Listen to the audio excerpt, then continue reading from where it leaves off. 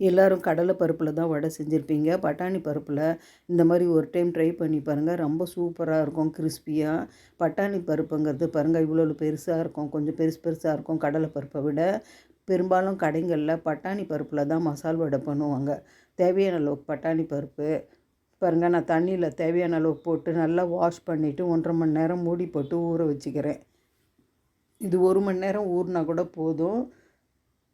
இதை நல்லா வாஷ் பண்ணி எடுத்துகிட்டு வந்துடுறேன். பிறகு நல்லா வாஷ் பண்ணிவிட்டேன். இப்போ மூடி போட்டு ஒரு ஓரம் வச்சிடலாம். 1.5 மணி நேரம் ஆச்சு. தண்ணி கொஞ்சம் கூட இல்லாமல் நல்லா ட்ரையாக வடித்து எடுத்துக்கோங்க. தண்ணி கொஞ்சம் கூட இருக்கக்கூடாது இந்த பருப்பில். நல்லா ஊறிடுச்சு பாருங்கள் பருப்பு. இதை ஒரு மிக்ஸி ஜாரில் மாற்றிக்கலாம். இது கூட பாருங்கள் ஒரு ஸ்பூன் சோம்பு, ஒரே ஒரு ஸ்பூன் சோம்பு போட்டுக்கிறேன். தேவைக்கு உப்பு போட்டுக்கலாம். நான் கல் உப்பு போடுறதால நான் அரைக்கும் போதே போட்டுக்கிறேன். 2 பச்சை மிளகா நீட்டு வாக்கில் கட் பண்ணிவிட்டு விதை எடுத்து போட்டுக்கிறேன். நான் வந்து வடையில் வந்து கட் பண்ணி மிக்ஸ் பண்ணல, பச்சை மிளகா அரைச்சி போட்டுக்கிறேன். இஞ்சி பூண்டு பேஸ்ட்டு பெரிய ஸ்பூனில் 1 ஸ்பூன் போட்டுக்கோங்க.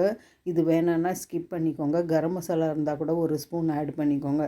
பாருங்கள், இது எல்லாமே நம்ம கொரகொரப்பாக அரைச்சி எடுத்துக்கலாம். ரொம்ப நைஸாக அரைக்காதீங்க, கொரகொரப்பாக அரைச்சிக்கோங்க.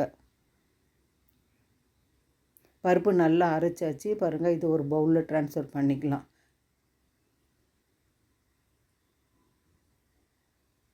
பாருங்கள், இதில் மிக்ஸ் பண்ணுறதுக்கு 2 பெரிய வெங்காயம், 1 கேரட், கொஞ்சம் கருவேப்பிலை, கொத்தமல்லி, புதினா கொஞ்சம் கொஞ்சமாக நல்லா பொடியாக கட் பண்ணி மிக்ஸ் பண்ணியிருக்கேன். நான் பச்சை மிளகா மிக்ஸ் பண்ணல, ஏன்னா நம்ம ஏற்கனவே அரைச்சிட்டோம் பச்சை மிளகா.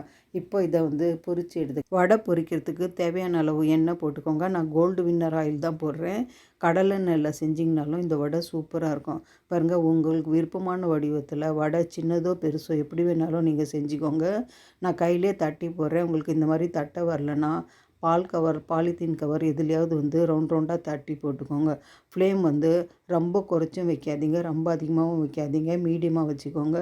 ஃபஸ்ட்டு வந்து போட்ட உடனே 5 நிமிஷம் திருப்பி போடாமல் 5 நிமிஷத்துக்கு அப்புறம் நல்லா திருப்பி போட்டு பாருங்கள். 2 சைடும் ஈவனாக ஒரே கலர் வர மாதிரி நல்லா கோல்டன் ப்ரௌனாக பொரித்து எடுத்துக்கோங்க.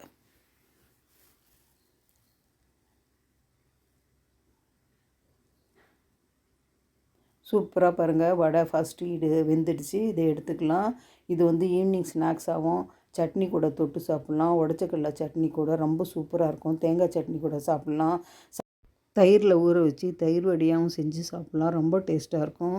என் சமையல் உங்களுக்கு பிடிச்சிருந்துன்னா கௌசி குக்கிங் சேனலுக்கு லைக் பண்ணுங்கள், கமெண்ட் பண்ணுங்கள், ஷேர் பண்ணுங்கள், சப்ஸ்கிரைப் பண்ணுங்கள்.